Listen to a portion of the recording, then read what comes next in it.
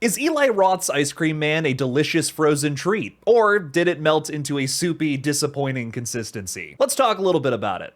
What's your favorite scary movie? Be afraid. Be very afraid. I want to be a fighter, like you. Oh, let it burn! Let it burn! Did you miss me? You have to shoot them in the head. They always come back. The boat can leave now. Tell the crew. But sometimes that is better. Good luck. Hey everybody, I'm KillJoy Jake. Is it bad that I immediately went and got an ice cream cone after I saw this disgusting movie late last night? Ice Cream Man takes place in an idyllic suburban town that descends into madness when a mysterious ice cream man serves sweet treats that turn children into homicidal maniacs. This is the third feature from Eli's independent company called The Horror Section, which also advertised its next release dropping on October 30th of this year, a slasher film called Stiletto. Speaking generally before we dive into specifics here, Ice Cream Man is a movie that's been on my radar for some time, because ever since it was announced, I felt that this was going to be something that was more akin to Roth's earlier work, which personally is my favorite stuff from the guy. Movies like Cabin Fever and Hostel terrified me, but also made me giggle when I was younger, and I'll always have an affinity for that very specific pitch black horror humor that Eli Roth instills in those early flicks. Personally, I feel like that's been lesser and lesser in some of Eli's later work, but we do get flashes of it every now and then. For instance, the Black Friday massacre at the beginning of Thanksgiving, that is in my opinion the best scene of that entire movie. And another point to be made about that sequence, as well as pretty much every other horror movie that Eli Roth has made before, is that there's always been some sort of bout of social commentary there. If it's people on Thanksgiving trying to go Black Friday shopping, you know, the day that you're supposed to be thankful for everybody, yet here's all these people being super selfish, pushing in front of each other, literally killing each other to get a good deal. My absolute favorite thing about Ice Cream Man is that it feels like a movie that would have dropped in the early aughts alongside something like Cabin Fever or Hostel. It's mostly a gore fest that briefly achieves these moments of horror bliss, that turn your brain off and have fun energy that we don't get a whole lot of in modern horror. While that element makes this film feel like a welcome addition to 2026 horror, there's some poorly executed jokes and brain-dead plot beats of this movie that seriously shatter the illusion and take me out of it. We have to address the elephant in the room here, which is of course Mr. Eli Roth himself, who has always been a controversial figure in the space of horror, even if the internet is just learning that about him. While I just don't think it would be fair to judge a movie simply based on the person who made it, I do believe that anything present in a film is fair game for audience interpretation. And whoo boy, there's some zingers in here that we definitely have to talk about. There's a really bizarre joke that comes from a 12-year-old girl where she specifically says, "I'm 12 years old, of course I know how to make myself throw up." What do you mean by that? But then there's this odd use of the R slur that comes from a character who I just don't think would actually use that word in this day and age. The distasteful energy of these moments aside, I just don't buy that these characters would say these things in the year of our Lord 2026. It totally shatters the illusion and it just feels like dialogue that was written by a 54-year-old dude. Simply put, that's bad writing even for a campy B movie. What happened? Someone hurt my mommy. Who? Me. And then Eli Roth himself, you know, the guy that wrote and directed this movie and also cast himself to play this specific role, makes a joke about skipping work to go see a bunch of teenagers in bikinis at a water park. I'm Chris Hansen. No, you're not.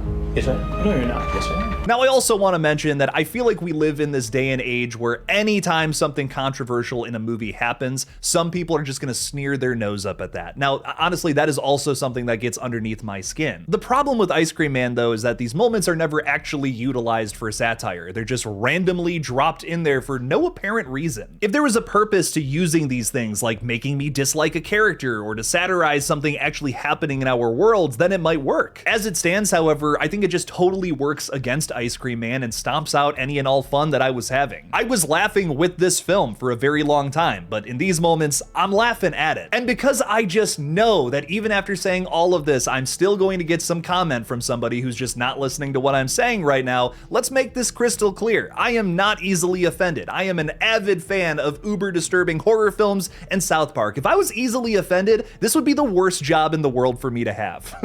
It's the fact that these moments are shoehorned into this movie to push a disgusting agenda and really serve no other purpose. Compare that to the controversial joke in Cabin Fever with the old man, for instance. That has a hilarious payoff, and obviously more than 2 seconds of thought went into that. I can't say the same about these dumb jokes in Ice Cream Man. For some reason, Eli Roth is trying to push a lot of messages in this movie, which again, I cannot stress this enough. My biggest criticism of this movie is that it should have just been a turn your brain off, have fun kind of film. But I will admit, he does come close to pushing a good message about media manipulation, specifically advertising towards children. Eli has described the Ice Cream Man himself as the Pied Piper, turning the ice cream fed kids into his little killing machines when he turns on the song that plays from his truck. What is one of the most interesting scenes of the entire film, the kids viciously kill their parents, while little cartoon thought bubbles pop up next to them. It shows that the kids think they're just playing with their parents, when in reality they've been brainwashed into slaughtering all of the adults in the neighborhood. Now, before those thought bubbles even come up, these kids are watching these videos that somehow get projected to their phone of the Ice Cream Man song, and he's like, yeah, we're leading the way, we're all having fun eating ice cream, playing with our parents. That is a genuinely great idea and a great use of metaphor in terms of talking about media manipulation, predatory, aggressive marketing towards kids. Like, this is a really great idea to showcase that in the medium of horror. That would have been all fine and dandy. I would have been so down for this. I would have been singing Ice Cream Man's praises.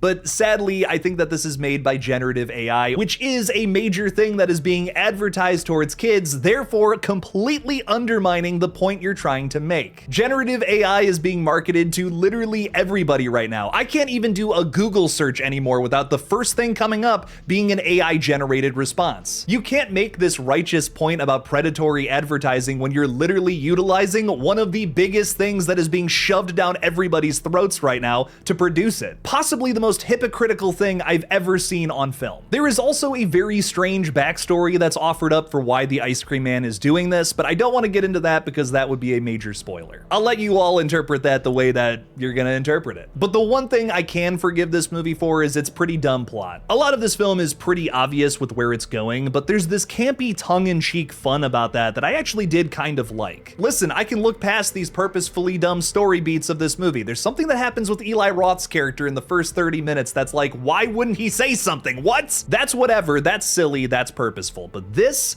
I mean, this is just like brain dead dumb. This is a really tough movie to review or recommend because it really is only like for 10% of the horror crowd that can laugh at these intentionally stupid moments and look past the commentary. While the Terrifier films certainly do this whole thing better, the main attraction here is the juxtaposition of the kids smiling and laughing while they gang up and kill the adults. I do have to admit though, that is done very well in this brightly lit Technicolor feature, contrasted with over-the-top violence. There's also some nice little details with the kills. You've already seen the one in the trailer where they cut off the principal's head and they're scooping out his brains like ice cream. Later on, they're putting some googly eyes on him and like drawing all over his shirt. I can't lie, that got a major laugh out of me. This movie is really fun when it's not going on one of its drunk uncle rants. The acting is purposefully bad all around, and if you don't see that about this film, then I just don't think it's for you. But I do have to give a shout out to actress Sarah Abbott, who I think kills it with her physical performance here. There's a scene in which her character Lizzie has her arms temporarily paralyzed and she has to make her way to the bathroom to throw up the satanic ice cream in her system. This scene is the standout performance of the film for me. Lizzie is doing everything she possibly can to like stand up on her 2 feet without using her arms. I'm pretty sure it's that same actress doing this too. It's a diamond in a rough in a movie where like most of the performances are just like super silly, super campy, over the top, whatever. This one scene was shockingly handled with a lot of care, while I can't say that about the rest of the film, sadly. I have been trying to figure out what my score is going to be for this movie since I got out of the theater last night. I am so unbelievably conflicted. On one hand, this has some of the most fun and outrageous kills of the entire year of horror. On the other hand, some of the messaging just totally ruins and undermines a lot of the other great things about it. I think ultimately I am ever so slightly leaning towards dislike with this movie, so I'm gonna give Ice Cream Man a 4 out of 10. If you're specifically somebody like me who's looking for another Cabin Fever, another Hostel or Hostel 2 from Mr. Eli Roth,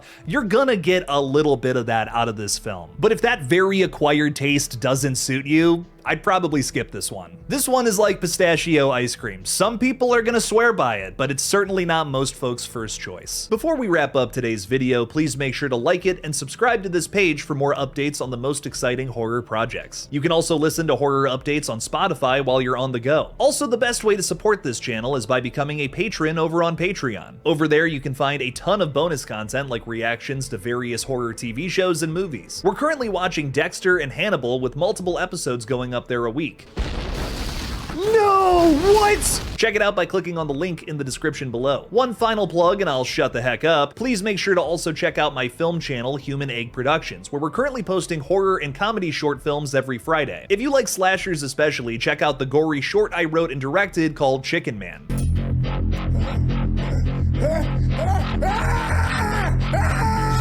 Thank you to everyone who supports all of my pages. What do you guys think about Ice Cream Man though? Are you excited for this film? Let me know your thoughts down in the comments below. Thank you guys so much for watching. Please subscribe, and as always, don't forget to kill it out there, y'all.